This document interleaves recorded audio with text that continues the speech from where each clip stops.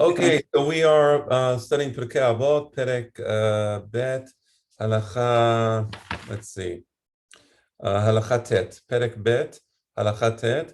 We were dealing with the assignment that Rabban Yochanan ben Zakkai gave to his 5 Talmidim. We studied Rabbi Eliezer's answer. Rabbi Eliezer ben Orkanus, his answer was Ayin Tova.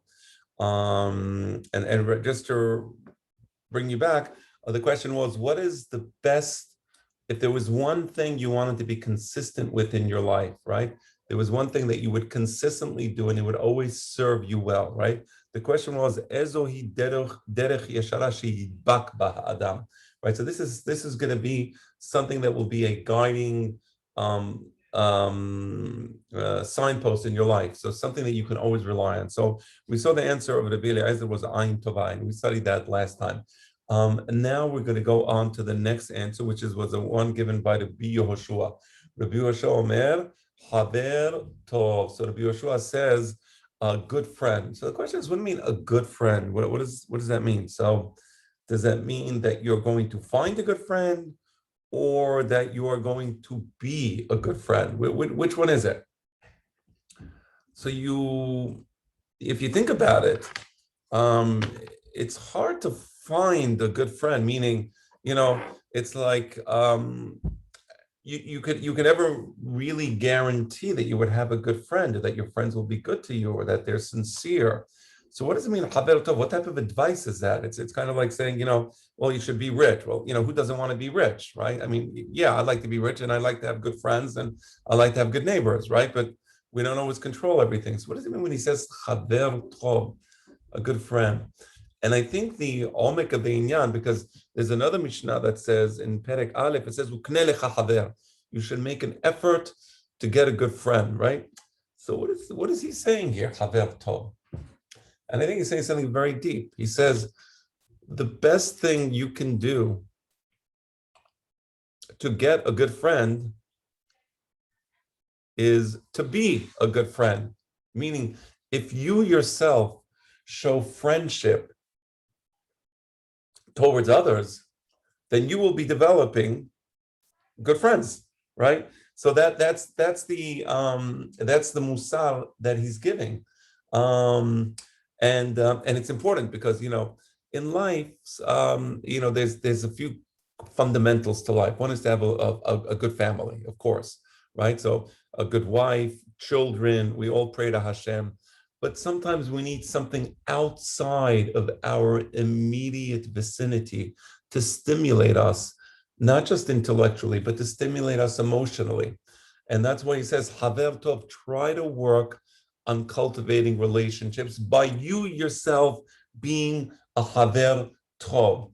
And this is something that will serve you throughout your life, meaning if you cultivate healthy relationships with people as you grow older and your children leave the house and they grow up, and then you have less responsibilities in that regard. So having these friends around you is going to give you a certain emotional satisfaction and a certain happiness. And many people lack this. Many people don't have those relationships, and they lack the happiness that come with social interactions. It was I saw this documentary not too long ago.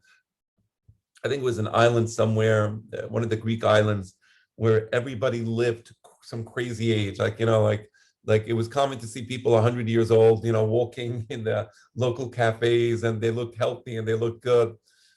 And the scientists were trying to explain how is it that these people live such long lives, meaning the average age in this island was like, I don't know, like in the upper 90s. I don't remember exactly, but it was really remarkable. So the reporter and the person doing the documentary was sitting with these people in their coffee shops, and they looked very happy, and they were like, they looked healthy. So of course, they always say the Mediterranean diet is good, and it is. It's a good diet. So what's one thing we can all agree upon is that the American diet is absolutely terrible. It's a horrible diet, okay? But the Mediterranean diet is it's good. They eat a lot of whole vegetables, whole fruits, fresh fruits, and olive oil and all that. And they had that, and they were trying to explain that in the show. But I think the thing that struck me the most, and also the reporter doing the documentary struck the reporter the most, was that these people all had amazing social interactions. They all, for example, would get together once a week in the town square, and they would have some Greek music, and they would go there with their children and grandchildren and great-grandchildren, and they would all be dancing in the town square. And this was something that they did on a regular basis. I think it was weekly, if not bi-weekly. And one of the explanations, and I think this is the correct explanation for why these people live such long lives, is because they have these lovely social interactions, not just within the family, which is of course 100% important, but outside the family. People were just happy, smiling, and they were living long lives. So the advice of Rabbi Yeshua ben Hananiah is cultivate good friends. How do you cultivate good friends? By yourself being a good friend. So that's a lesson of Rabbi Yeshua ben Hananiah. And I think it's a great lesson. Let's go on to the next Talmid. The next Talmid is Rabbi Yosef. Rabbi Yosef Omer Shachen Tov. So first, I'm not sure if I mentioned this in the context of this class. I do believe I mentioned it in my knis, that Abarbanel in his Perush seems to insinuate, and then I saw my father, he writes notes in his books, and one of my father's notes was that this Rabbi Yosef HaKohen, according to Don Yitzhak Abarbanel, may have been the famous Jewish historian Josephus, right? That's, again, no evidence for that, other than Abarbanel seems to suggest, and it would make sense, it would be the right timing, because Rabbi Yosef HaKohen lived during the Roman destruction of Jerusalem and the destruction of the Beit HaMikdash, and that's when Josephus was, and the famous story with Josephus is that he eventually joined the Romans. And when I say joined the Romans, in the sense that he realized that it was over, and he abandoned Judea and then went to Rome and became a famous historian. So it's certainly, in terms of the historical context, it's possible that this Rabbi Yosef Cohen, this Rabbi Yosef was actually the famous Josephus. So I'm just bringing that to your attention. So he says, Shachen Tov, be a good neighbor. And again, we all want to have good neighbors, right? But again, we all want to be rich. We all want to be millionaires, right? We all want to have a yacht, right? So what he means by Shachen Tov is, if you want to have good neighbors, be a good neighbor. So I want to explain this. I want to explain how this is different than Rabbi Yeshua ben Hananiah. Rabbi Yeshua ben Hananiah was saying, cultivate meaningful personal relationships with people. And that we can understand. Rabbi Yosef is going outside that circle, and he's saying it's not enough to cultivate good personal relationships with people around you and be a good friend and that, but cultivate good relationships with people who are not necessarily your friend, meaning you should not just love those people around you, but love society in general. Try to contribute to the society around you. So if you contribute to the society around you, you will be changing the world for the better. And it comes back to you. I'll give you an example. So when I moved to, and I know it's anecdotal, but I really believe this. And I always believe that this is the right way to be. So when I moved to Manhattan Beach, my backyard had these big like drums in it, and they were somewhere in back of the garage. I was not aware of it, and apparently they were filled with water, and there was mosquitoes, I guess, that were using the water. So when we first got there, one of my neighbors came to me and he says, listen, you got to do something about all the junk in back of your garage. I didn't know about it. I was just moved into the area. Within 2 days, I had somebody there. Everything was taken out. It was a whole big, he literally had to come with a big truck because there was so much junk in back of the garage. He had to spend like practically an entire day just to remove the junk, and then he sprayed it with insect repellent. Anyway, since then, my neighbor loves me. He actually goes to my garden, and he's always planting things in my own garden. He's going there with his wife, and they're like, they have this, I guess, old country type attitude. They're gardeners. So they're always going to my backyard and planting things there, like on the side of the house, by the side of the house, pretty flowers, constantly changing. I'm okay with it. But the point is, when you are good to the people around you, the goodness always comes back to you. It's a great lesson. Now, the problem is people are always hesitant to be good because nobody wants to be the sucker. So there's a saying in Israeli Hebrew, "Mashani frayer." I should be the sucker. Why should I do it? Let him do it. Right? That type of attitude ensures that no one will do it. That type of attitude ensures that everybody's going to be nasty to everybody else, and then people are bitter and upset. So he's saying, take the first step. Be nice to the people around you because it will come back to you. Niceness always comes back. So that's a great lesson. That's a lesson of Rabbi Yosef. Rabbi Yosef Omer, Shachen Tov. Let's go to the next Talmid. This is the fourth Talmid. Rabbi Shimon Omer, Haro'eh. Give me a moment here. Right. This is Rabbi Shimon ben Netanel. Okay. Rabbi Shimon Omer, Haro'eh et hanolad. Rabbi Shimon says the one thing that will always serve you well throughout your life is the following. Before you undertake any course of action, always consider what will be the outcome of this course of action. Don't act impetuously, right? When a person does something impetuously, a person is likely harming himself and bringing himself to a place where he would rather not be, right? So, let's say a person is in a situation where he can make an avon and he very much wants to make the avon and he says, what the heck, let me just do it. You only live once. He does the avon and he contracts a lifelong disease. So this happens a lot to people where they contract a lifelong disease because they engage in a particular type of behavior. And why not? It's fun and let's just have fun and, it's all good. Now, anybody who thinks about that particular subject just in a very, simple fashion will understand that, yes, that's what happens when you're with promiscuous people who themselves are willing to be promiscuous, just like you are, then there's a very good chance that there will be consequences for this type of behavior, right? But people don't want to think. People just want to live the moment, right?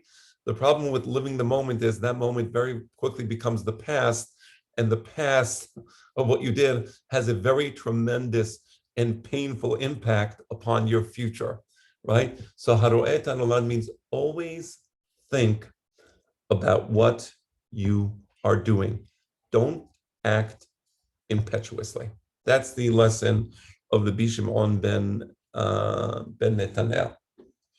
And finally, the last lesson is Rabbi Elazar ben Arach. You remember we spoke about Rabbi Elazar ben Arach last week?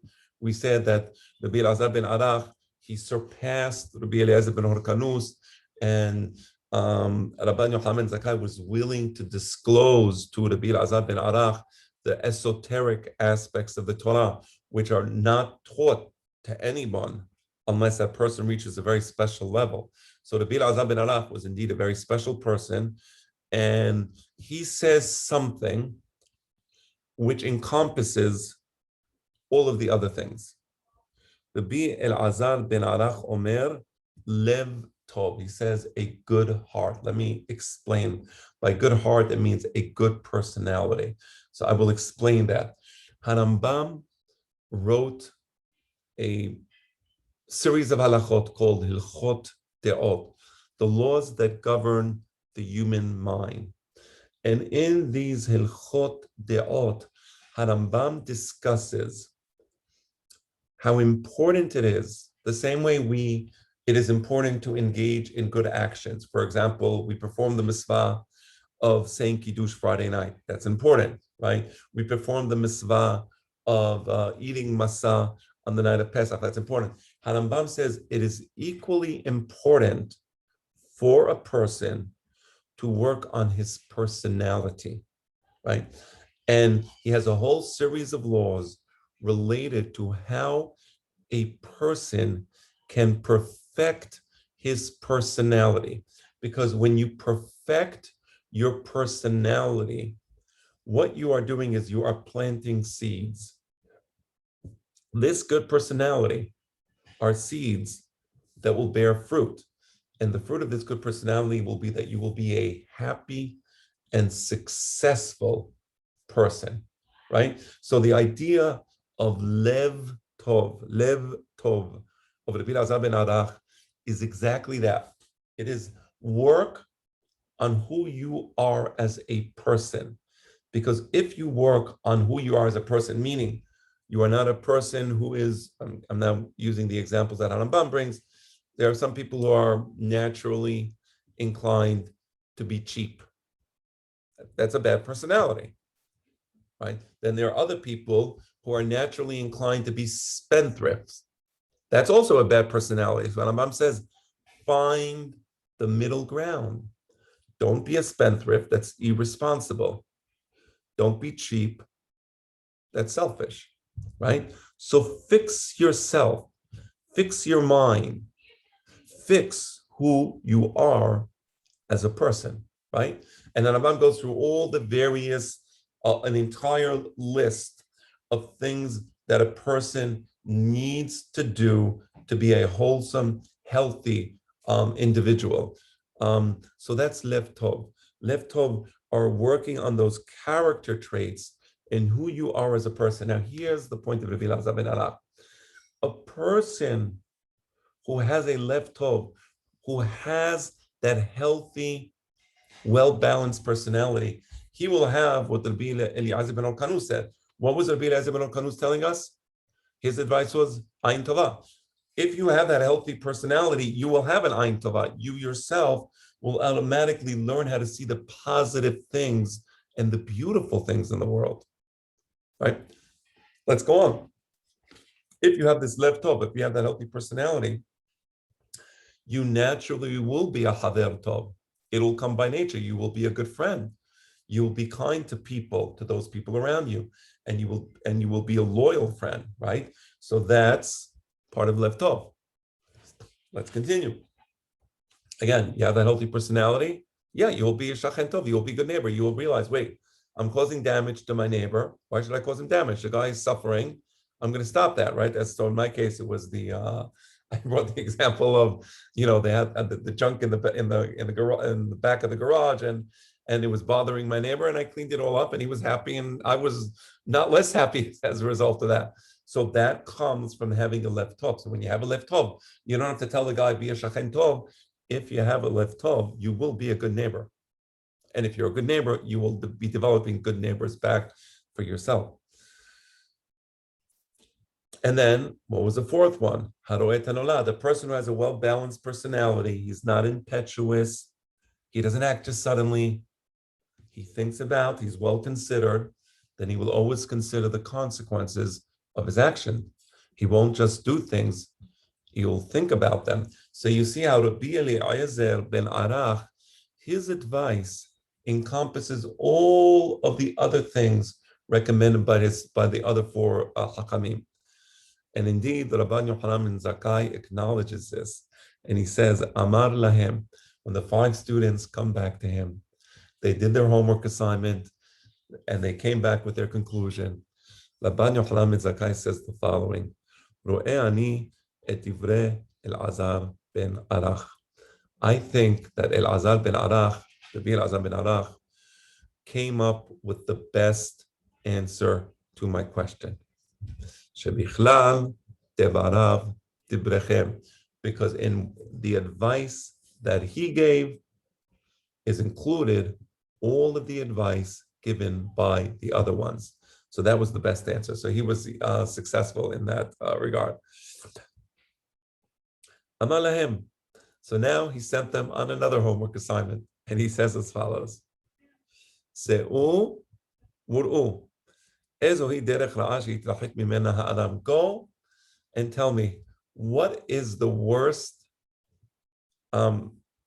behavioral mode that you can choose. There's one type of behavior that you should always stay away from. Meaning, if I had to give you advice in life, don't adopt this type of behavior. What is it? So the students, they go out, they investigate, they speak to people, and they come back with their answers. The first one was Rabbi Eliezer ben Horkanus. Rabbi Eliezer Omer, Ain Ra'ah. Rabbi Eliezer says, don't look at things in a negative manner. You could always see things in a negative manner. There's always negative things to see in the world, right? There's no such thing as a situation where everything is perfect. Oftentimes people come to me for advice, about marriage, about things. So, and sometimes I give advice about marriage, and sometimes, I try to introduce, and I'm often amazed at the way people perceive that, right? So they can't find Snow White. They can't find her. And they won't marry anybody because it's not Snow White, right?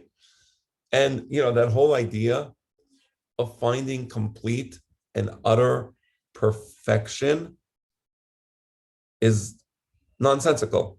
There is no utter perfection. There are always going to be things in life that you can look at. You can have the most beautiful wife in the world, and you may choose to focus on one negative thing. And then you can decide that, oh, she's not the most beautiful wife in the world. Well, no, it's not true. It's just you're focusing on something negative. You're perceiving it as you wish to perceive it, right? So situations in life, there's no perfect business partner, right? So there's a defect with the business partner. You're going to focus on the defect. So we always do that. That's unfortunate, but we're always focusing on defects. And by focusing on defects, we're denying ourselves something very important. We're denying ourselves the ability to enjoy the amazing things that God gave us. Because no matter what God gives us, we'll always be focusing on the defects. Look at the Jewish people in the desert. They have an amazing situation. Hashem brings them man, right? Hashem brings them water, right? They complain, and God doesn't like the complaints. Why doesn't God like the complaints? What's wrong with the complaining? Because it never ends. There is no perfect situation. If you're going to be complaining about the man, you'll be complaining about the sirloin steak, and you'll be complaining about the best restaurant in the world, and everything will be, a source of anger for you. That's a terrible way to live your life, but it's a choice.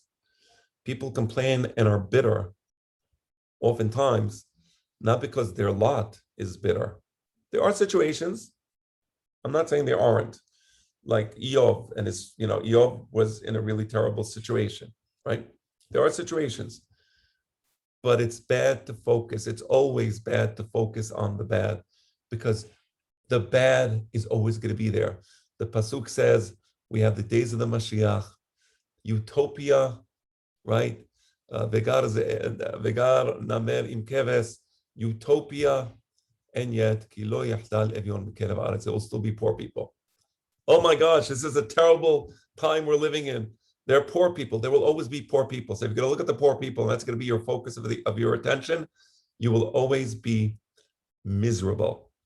So if there's one advice that Rabbi Eliezer ben Horkanus gives people is, stop focusing on the bad.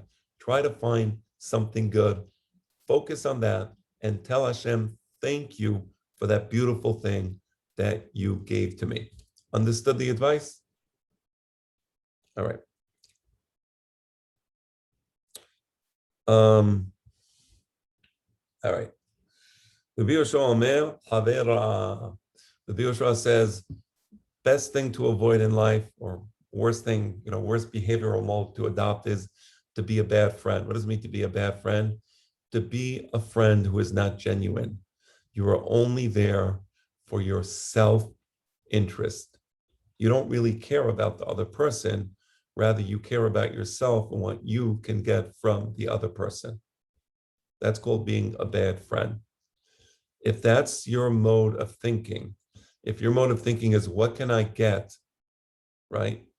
Then you're going to end up being friends with people who are also thinking about, what can they get? And they're going to want to use you for what you can give to them. And if they don't need you anymore, they will dump you. So this becomes a very vicious type of situation for a person, because as you get older, you need to have those healthy social interactions. And when you have negative social interactions and bickering, it leads to terrible situations, to problems, to fighting, to bickering. So he says, stay away from that. Stay away from that. Just be a good friend. Be the first one to do something nice. Give extra. It won't harm you. You don't get harmed. It's okay if you open the door for somebody, even though you know they will not open the door for you. That's okay. So do it. It's a great thing to do. There's no shot that was again, the subject being somebody else. That don't be near a bad neighbor or a bad friend, Yeah, but I agree that stay away from bad people. Don't befriend bad people 100%. But what I was trying to emphasize is, how do you achieve that? And the answer is, your friends are your friends. You meet people in Knis, you grew up with people in school, they're there. So how do you achieve that you end up having good friends or not having bad friends? And the answer is, the best way to achieve that is by yourself being a good friend. That's the key. Meaning, you're right. You're right, Mikey.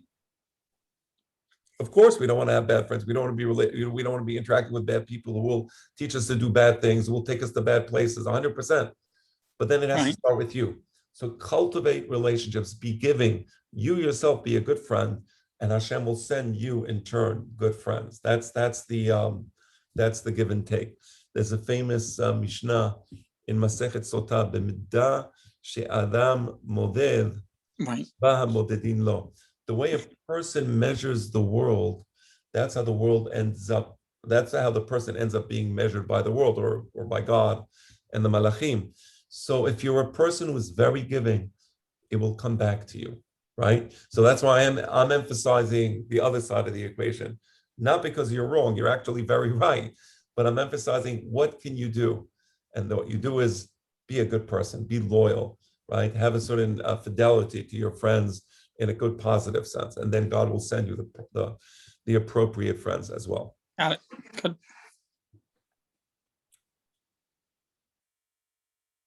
Rabbi Yosef Omer, Shachen Ra, a bad neighbor. I remember I used to live in Ra'anana. It was a beautiful neighborhood. Eretz Yisrael was beautiful, of course. And it was a very religious neighborhood. It was all mostly American Jews, French Jews, Israeli Jews also, but it was all like a very religious, very religious thing. There was one guy, I didn't even know who he was, but every Shabbat morning he would put his music very, very high. He would blare his music, like if you walk into case you hear this loud music, and people were complaining about him. People were calling up the police, and I was thinking to myself, what a bitter person this is. Like, what a miserable person. I felt sad for him. I said, this person must live in such misery. Everybody is happy. Everybody's walking to Knis.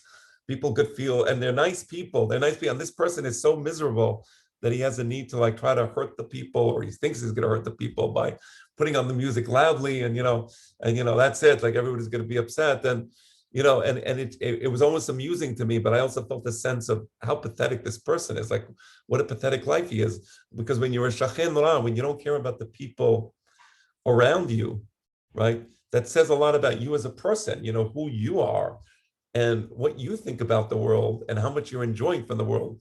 You obviously don't enjoy the world very much, do you? You must really hate people. And that's a bad reflection. So if you're in that mode, where you don't give a damn about the people around you and you'll just do whatever you want because you feel good about it, man, you're a sad person.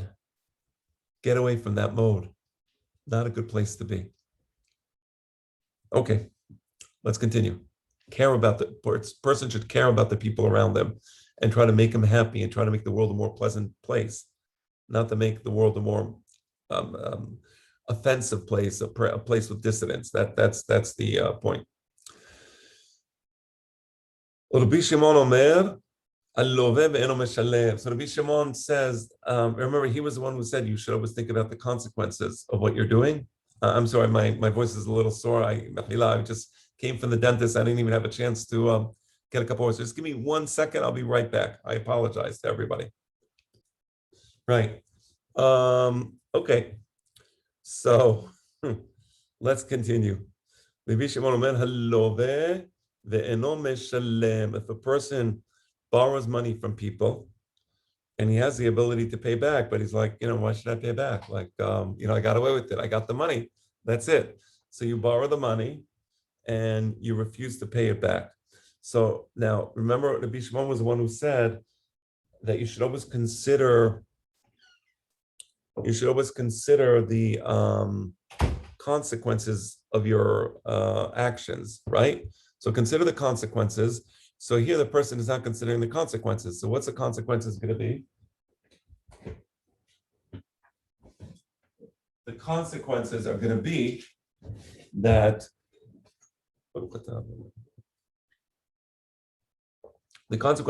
that in the future, if he ever needs money again, people will not lend him money.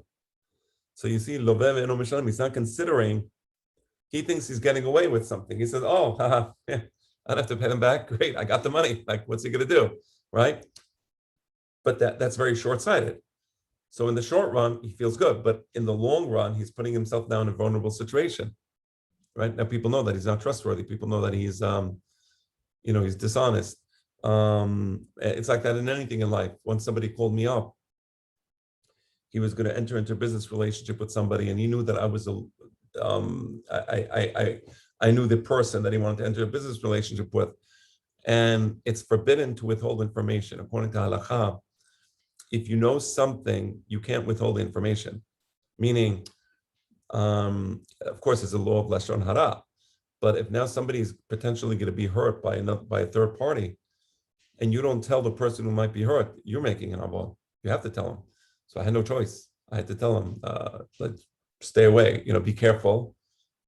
I said this only to protect him. I didn't say it to slander the third person, God forbid. I don't believe in slandering people at all. I'm very careful, with God's help, I try not to, make that mistake. But I needed to tell the person who asked me, because if I wouldn't tell him, he would potentially be harmed. So I told him when I needed to tell him. He got the message, and he made whatever decision he made, mature person. The bottom line is that third person was a person who acted in this type of mode. Oh yeah, I'll screw people in business. Like, I got away with it. Like, I can get away with it. Why not? Let's, do it. If I get away with it, it's great. Yeah, but there's consequences. Then you're putting yourself in a situation where in the future people may not want to do business with you, right? Because they'll find out what happened. So haloveh ve'eno meshalem. So think about things before you do something, that you think great success in the short run, but in the longer run, it could be a tremendous failure. So that's bad. That's bad policy. That's bad behavior. And then the Mishnah, Rabbi Shimon continues, and he says, if you borrow money from a person, it's like borrowing money from God. What does that mean? What does it mean if you borrow money from a person? It's like you're borrowing money from God. And the answer is, eventually, let's say the person walks away. Is mohel. Says, okay, whatever. Again, we're dealing with a person, and there's another situation where the Gemara says that if there's a poor person who needs money, lend them the money, and then afterwards just forgive the debt. That's what the Gemara says. That's dealing with the person who can't pay back, who needs help, and he can't pay back. So the Gemara says, give it to him as a loan, but then afterwards forgive the loan, right? That's the highest level of help, because on the one hand you gave it to him as a loan, so he wasn't so humiliated at the time he got the money. On the other hand, you couldn't pay it back, and you didn't insist upon him paying it back. So again, you saved a certain dignity in that person, but that's a different situation. We're dealing here with a person who just doesn't want to pay back, or doesn't want to make the effort to pay back, right? So it says when you borrow from a person, it's like you're borrowing from God, meaning the first person is going to forgive the loan, right? What are you going to do? I lost some money, lost some money. But God is not going to forgive the loan, right? Shne'emar lover rasha velo yeshalem. If a person borrows money and doesn't pay it back, doesn't pay it back, he's a lover rasha, he's rasha. V'saddiq konen venoten. Now the person who gave him the money is a tzaddik and he forgives him for the money. But the point being that Hashem knows what happened, meaning, remember we said, in the short run, you made money. In the long run, there's consequences. This is saying even worse. Nobody gets away with anything. You didn't make any money in the short run. You may think that you did, but Hashem is going to take it away from you in another way, right? So if you owe a debt to a person and then the person has to walk away because you didn't pay him back, Hashem says you owe a debt to me. Hashem will take the money back. The person couldn't take the money back. Hashem can take the money back. So if you have the ability to pay back and you just don't want to because you're like, why should I? You'll pay it back. You will. Hashem will see to it. That's the point of Rabbi Shimon. So again, Rabbi Shimon says, always look into the future. Always think about what the consequences of your actions are, right?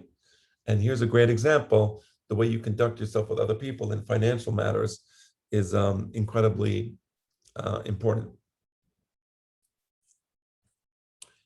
Let's continue. Rabbi Elazar Omer, that's okay. Yeah. Rabbi Elazar Omer Levra. Rabbi Elazar ben Arach was the fifth one.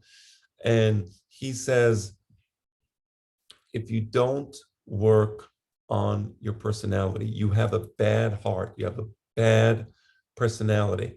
When you have a bad personality, you always end up perceiving things in a bad way. That's ayn ra'a.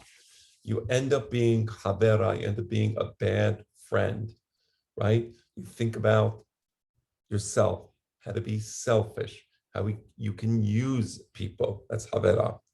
And you end up being a shachenra. You end up being a nuisance to the people around you because you don't care about the people around you.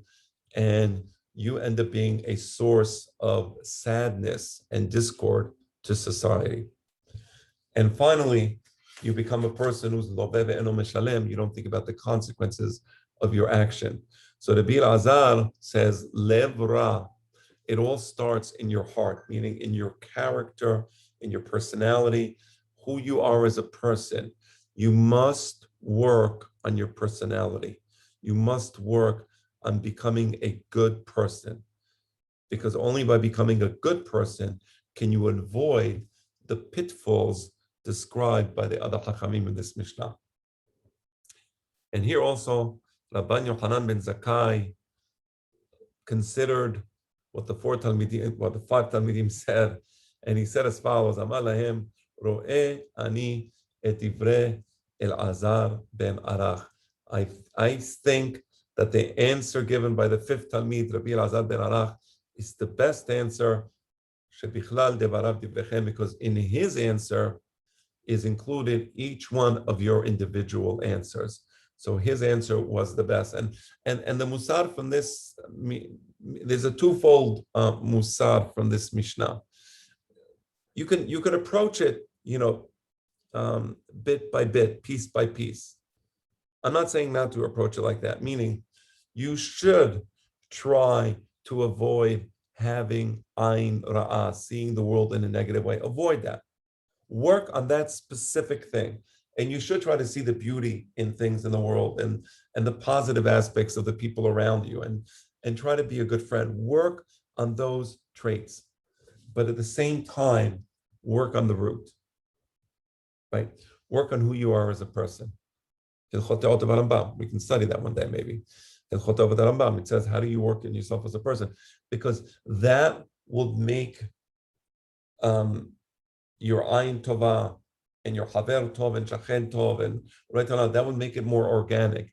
It would be who you are as an individual, right? So that's the point of the Mishnah. Work on each one of those things, but also work on who you are as a person, because who you are as a person will make you more successful at attaining the goals set forth by the previous four Chachamim. Okay, any questions at this point before we start the next Mishnah? This Mishnah Tet was long. We've been studying it for about 2 weeks now, if not longer. Okay, so I'm going to go now to Mishnah Yod. So we're Perek Bet Halacha Yod. Hem Ameru Shelosha Devarim. I'm looking at the Ketubah Harambam. Harambam says Hem Ameru Shelosha Devarim. Exactly the same thing. Each one of these Hachamim said 3 famous statements. And they are as follows. We're first going to start with Rabbi Eliezer ben Orkanus. We're going to start with Rabbi Eliezer ben Orkanus, and then we will go to the other ones. So first, let's look at the 3 statements of Rabbi Eliezer ben Orkanus. 1 second. Number 1. Yehi chevod haverach haviv alecha keshelach. You should be concerned about the honor of your friend as you are concerned about your own honor. Okay? So in interacting with your friend and interacting with people around you, sometimes we want to win a fight or we want to win a debate, and we might throw in a word that's hurtful, right? Or that's derogatory. So he says, before you speak I'm giving you one example, in an aggressive fashion, which may be hurtful, think about how you would feel if that was done to you, right? So always consider when you act in a certain way towards others, you want people to respect you, no? Yeah, okay. Would you feel disrespected if somebody did that to you? So let me give you a nice example. I think it's a great example because I think there's a great statement,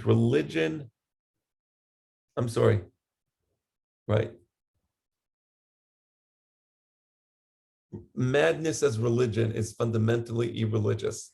It happens so many times. You know what? You got cut off. There was a bad signal. Okay, so let me make that statement again. Madness as religion stems from irreligiousness. I believe that was Kant, Immanuel Kant. It's a great statement. Religion often manifests itself in terms of madness.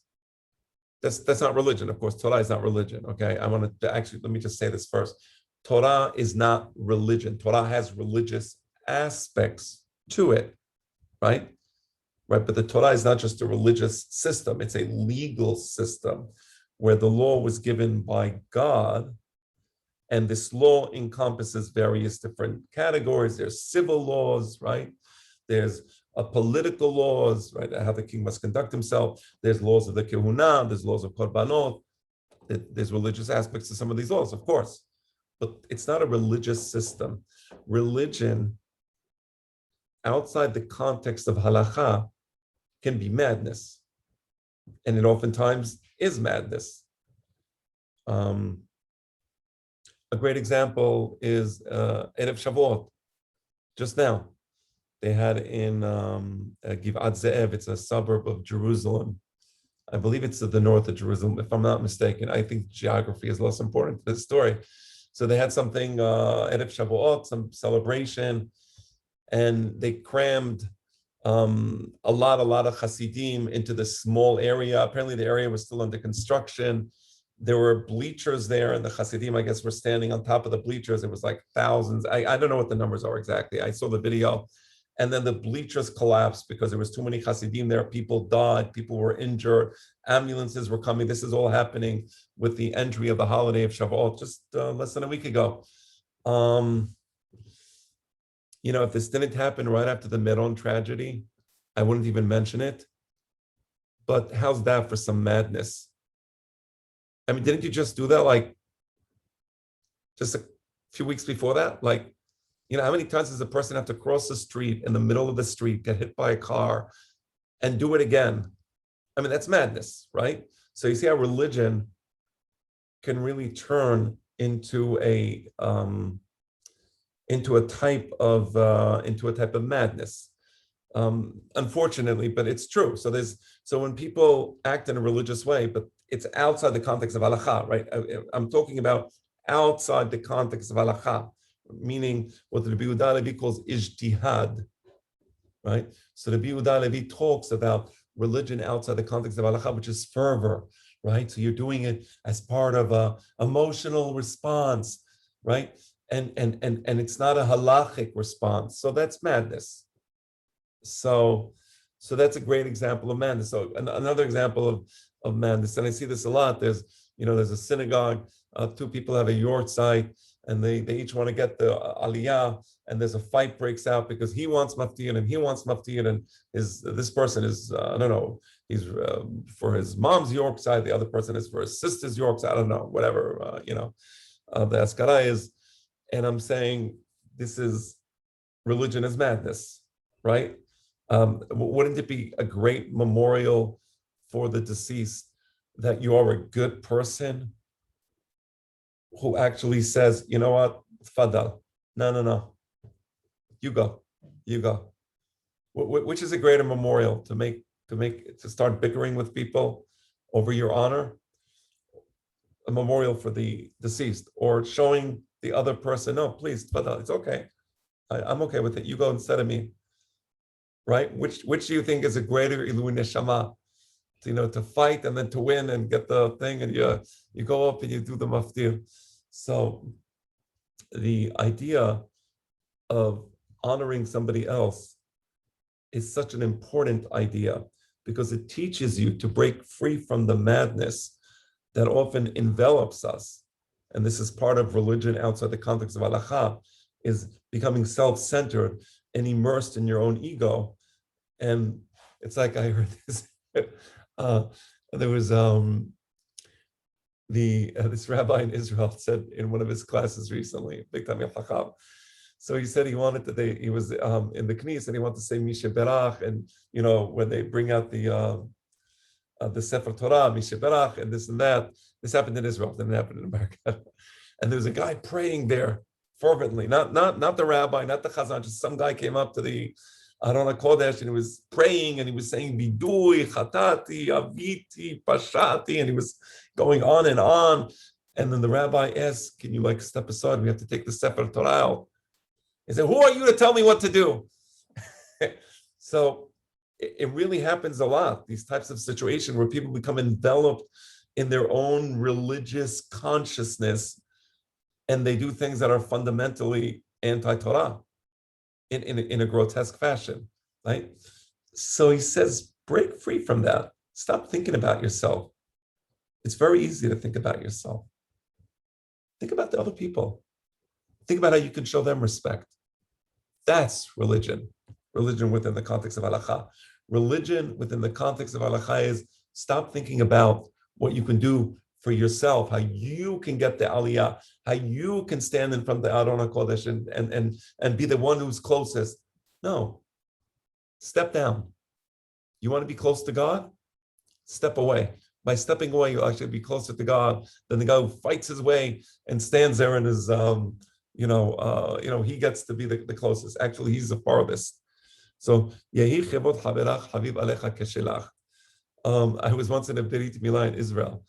And again, I don't know why it's done like this, but during the Brit, everybody wants to throng around the mohel and see the Brit, and they're all pushing and shoving, and they're trying to get there.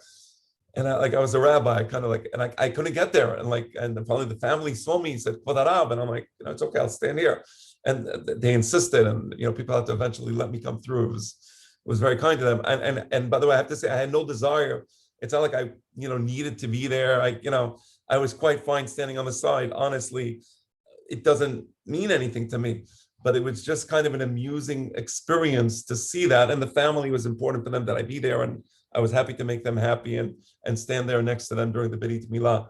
But again, religious fervor, ijtihad, is a poison. It makes us forget about the world around us. So the antidote is think about how you can respect others. If you want to respect yourself, how about you think about how the other person, give him the respect that you wanted to have for yourself. We have 2 minutes left. I have like a policy. I do this, and maybe as a rabbi I shouldn't do this, but I don't care because I'd rather work on my midot, and therefore I do this. So oftentimes, like we're invited, to family affairs, and there's chairs and table and this, and I always try to find the folding chair. You have the regular dining room chairs with a cushion. I always try to find the folding chair and sit there. And the reason I do that is because I feel it's an opportunity to work on this, right? I feel it's a zechut to be able to say, you know what? I feel like it's a zechut to be able to say, he wants that chair just like I want the nice chair.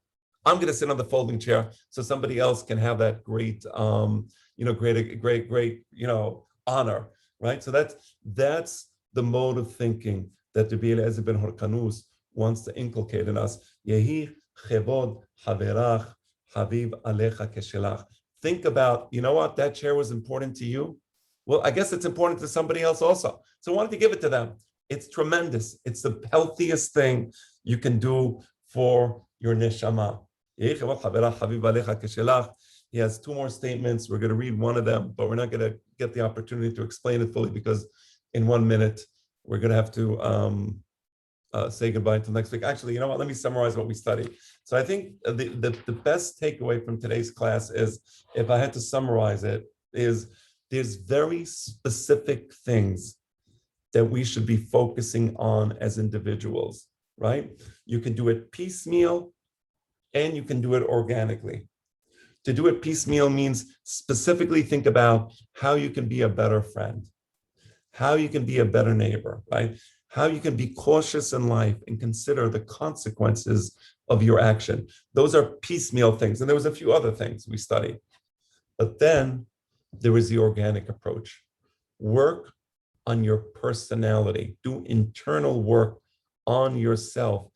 Balance out your personality so that all these things, they come naturally. That's a great lesson that we see in the Talmidim of Rabban Yochanan ben Zakkai. For those of you who know, I have my Shiur Aniyunim b'Mishneh Torah. This week will be the 3rd and final class of this 3-part series on the Hakdama, the introduction or the Mavot to my father's book on Iyunim. So you can join us on Zoom at 9:30. It's a 2-hour class, or you can join us in person. Either way, always nice to see you. And let me wish you all a Shabbat Shalom. Shabbat shalom. Shalom. Thank you. Beautiful class. Thank you. Thank you very much. I appreciate that. Baruch.